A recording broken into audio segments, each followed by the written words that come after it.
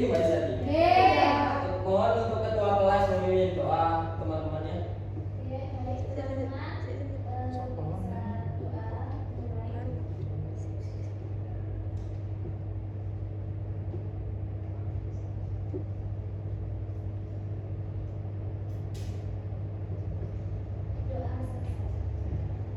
Terima kasih Mbak Zati sebelumnya. Oke, saya akan menjelaskan tentang kehidupan sosial dan kondisi lingkungan sekitar. Nah, saya akan menjelaskan bagaimana kok kehidupan sosial ini berhubungan dengan kondisi lingkungan sekitar. Nah, siapa yang tahu peta ini? Semua tahu ya kalau ini di Indonesia. Nah, kita tahu nggak di mana tepat letak astronomis peta Indonesia ini? Dari peta ini? Nggak tahu. 11 ms 6 derajat Celcius 141 bt 5 derajat BU. ya. Lokasi adalah suatu objek di permukaan. Nah, lokasi di sini itu dibagi menjadi dua, lokasi absolut dan lokasi reflektif. Saya akan menjelaskan tentang lokasi absolut dulu. Lokasi absolut merupakan letak yang tetap terhadap sistem koordinat. Nah, sifat lokasi absolut itu tetap dan tidak bisa berubah-ubah. Meskipun kondisi tempat yang dimaksud terhadap sekitarnya mungkin bisa berubah. Nah, kegiatan di samping menunjukkan konsep lokasi absolut Indonesia yang berada pada yang tadi apa sesuai dari peta yang tadi, dan Indonesia itu tetap absolut lokasinya itu pada 6 derajat LU, 11 derajat LS, dan 95 derajat BC, dan 141 derajat BT. Nah, sifatnya lokasi absolut itu tidak akan berubah selama koordinat yang digunakan sebagai dasar perhitungan masih berupa garis ekuator dan meridian di Greenwich, Inggris. Selanjutnya, nah, penentuan lokasi absolut. Penentuan lokasi absolut ini juga dibagi menjadi dua. Lokasi absolut itu dipengaruhi oleh garis lintang dan garis bujur. Siapa yang tahu di sini garis lintang?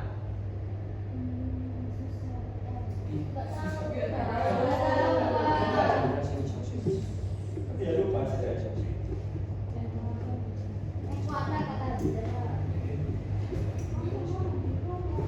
Nah, garis lintang adalah garis horizontal yang mengukur sudut suatu titik dengan garis khatulistiwa seperti ini. Garis lintang itu yang timbul ini guys, yang horizontal ditentukan oleh garis ekuator. Ada garis lintang minus 30 derajat, garis lintang minus 60 derajat, garis lintang minus 90 derajat seperti itu. Nah, untuk garis bujur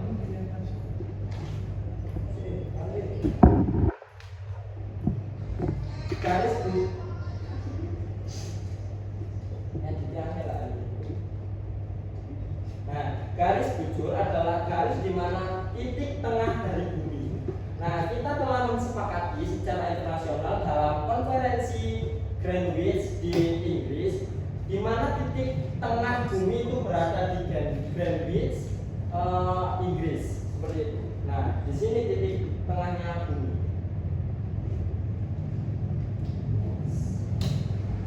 Peta absolut. Nah, fungsi dari peta absolut tadi kan nggak boleh apa sih jalannya?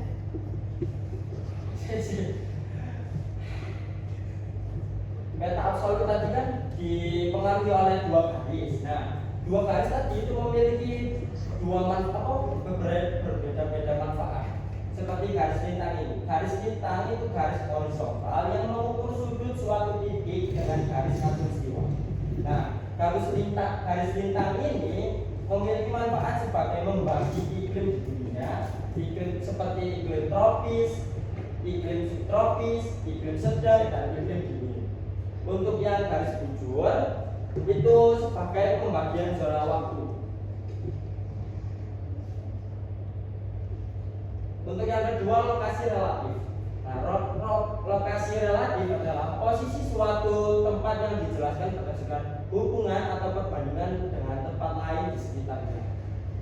Seperti contoh dari lokasi relatif ini itu seperti Indonesia itu berada di dua benua. Itu lokasi relatif itu seperti itu loh guys. Seperti sih? Ulang. Lokasi relatif adalah suatu posisi tempat yang dijelaskan berdasarkan hubungannya atau perbandingannya dengan tempat lain. Di sini paham nggak Mbak Isati? Seperti ini, Indonesia itu berada di antara dua samudra. Nah, seperti itu. Indonesia juga berada di dua benua. Jadi kita menyebutkan tempat itu di antara dua-duanya tadi. Seperti itu lokasi relatif. Next. Perkembangan ekonomi. Itu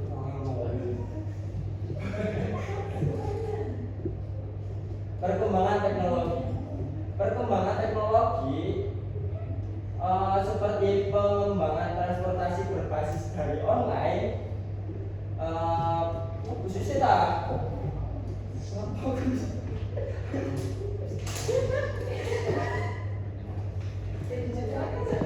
ya baik Pak.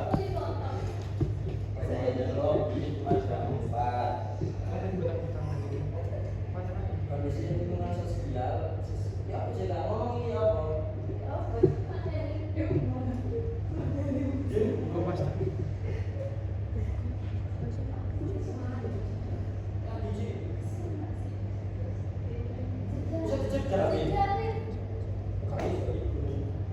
Terus potongan dulu.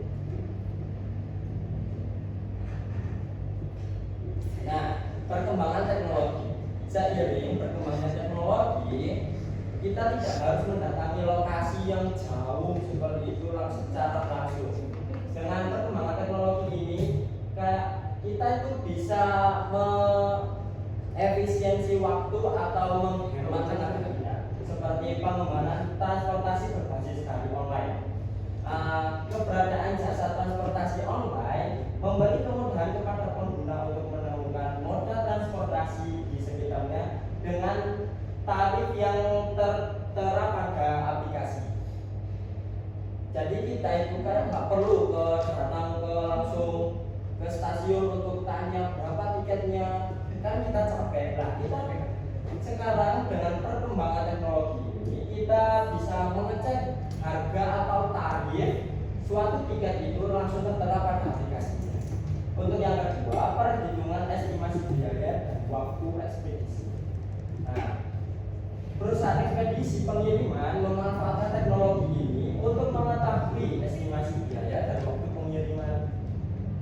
Nah, penjual dan pembeli juga tidak perlu mendatangi ekspedisi untuk menanyakan estimasi biaya. Penjual dan pembeli dapat melakukan pecahan secara mandiri melalui aplikasi ekspedisi pengiriman yang digunakan.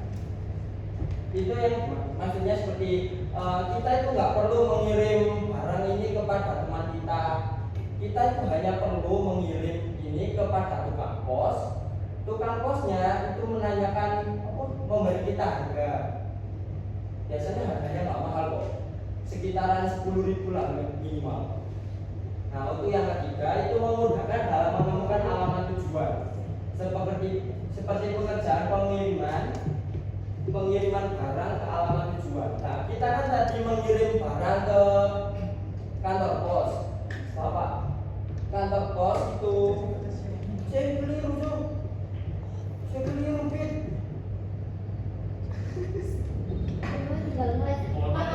Potongan dewe. Maaf, keliru. Kalau keliru. Balik ulang nggak? Makanya nonton penjelasan dia waktu itu seperti jalan.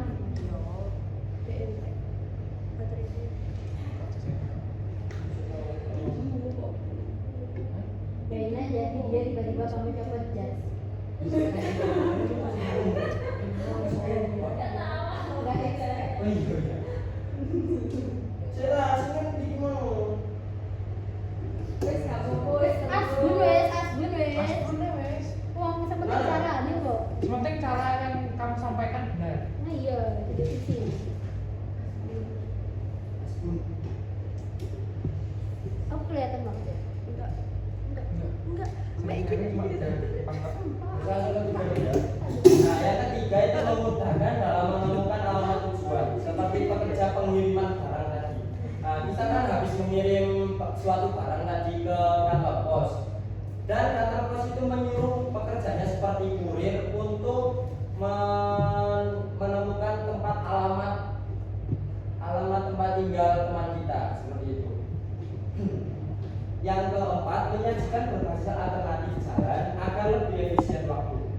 Nah, perkembangan teknologi dari pemetaan ini itu seseorang itu hanya jika ingin menuju lokasi itu langsung dapat memilih rute yang efisien menggunakan peta digital seperti Google Map, Google Earth seperti itu.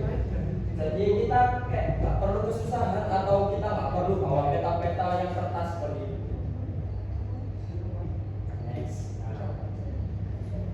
Untuk yang terakhir, kesimpulan. Nah, di sini lokasi adalah letak sebuah objek di permukaan bumi. Lokasi itu dibagi menjadi dua, lokasi absolut dan lokasi relatif. Peta absolut adalah letak yang tidak bisa dirubah. Peta absolut juga ditentukan oleh dua garis, yaitu garis bintang dan garis bujur. Lokasi relatif, posisi suatu tempat yang dijelaskan berdasarkan hubungannya atau perbandingannya di tempat lain. Nah, semakin berkembangnya teknologi, kita tidak harus mendatangi lokasi secara langsung untuk mengetahui lokasi suatu wilayah. Kita hanya perlu menggunakan peta digital. Peta digital itu juga punya beberapa manfaat seperti pengembangan transportasi, perhitungan estimasi biaya, dan waktu. Nah, dan ketiga, memudahkan menemukan alamat tujuan dan menyajikan berbagai alternatif rute agar lebih efisien. Jadi tahan dulu. Sini kurang. Sumpah apa katanya itu?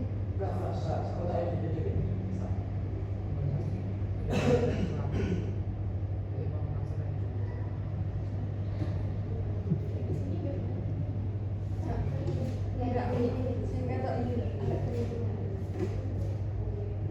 Nah, perkembangan teknologi. Seiring berkembangnya teknologi, kita tidak harus mendatangi lokasi secara langsung untuk mengetahui lokasi suatu wilayah, karena kita bisa melihatnya melalui peta. Dan kita pada era ini itu nggak perlu kayak peta kertas yang panjang atau atlas seperti itu. Kita hanya perlu peta digital. Nah, peta digital itu seperti Google Map atau Google Earth tadi. Nah, perkembangan teknologi itu ada 4. Pengembangan transportasi berbasis dari online.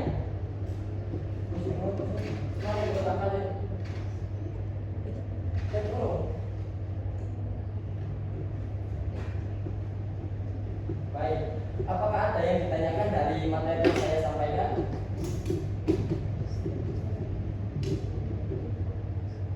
Monggo, Mbak. Ya, monggo Mbak Dian. Kan itu kan ada peta yang berdasarkan yang berpusat di Greenwich itu loh Pak. Kan Ya. itu ada garis-garisnya. Nah, setiap garis itu perbedaan waktunya itu berapa? Nah, kita kembali ke peta tadi. Kan titik tengah dari garis bujur atau titik tengah dari bumi ini tadi kan di Greenwich. Semakin ke kanan kita seperti apa, kita ambil contoh di 0% ini ya, 0% akhirnya di 180 derajat. Semakin ke kanan itu ditambah 1 jam, dan semakin ke kiri itu minus atau dikurangi 1 jam. Seperti kita ambil contoh sekarang jam 1. Jika di bagian negara sini itu berada di jam Dan jika di negara atau di wilayah sini itu pukul 12 seperti itu. Oke Pak, makasih. Ya, sama-sama dia. Sebelumnya ada yang mau ditanyakan lagi? Sudah kayaknya. Oke, saya pikir sudah cukup penjelasan saya. Untuk kali ini saya akan memberikan tugas kepada kalian yang ini PR kok.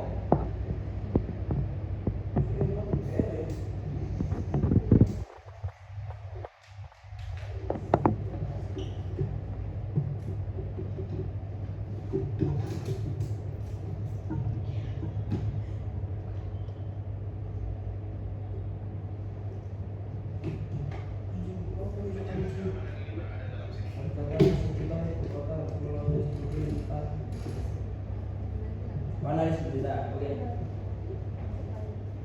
Nah, untuk tugasnya kali ini kalian harus mendownload atau mengunduh aplikasi GPS Essential.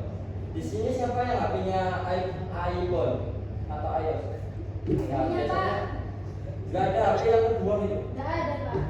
Oh, biar nanti pinjam temennya aja ya. Oke. Biasanya GPS Essential ini harus di-download lewat Android sih. Mendukungnya lewat Android. Nah, kita harus mendownload dan menentukan di mana kayak lokasi absolut tadi, seperti kenapa tanah di ibu kota itu sangat mahal, kenapa tanah di pedesaan itu sangat murah, dan seperti itu. Itu kita tanya ke orang-orang Pak. Enggak, kita cari di boleh juga loh. Sampai kalau juga. SMP boleh juga. Itu masa koyo ini loh. Sumpah SMP nggak pernah. Terus GPS Essential.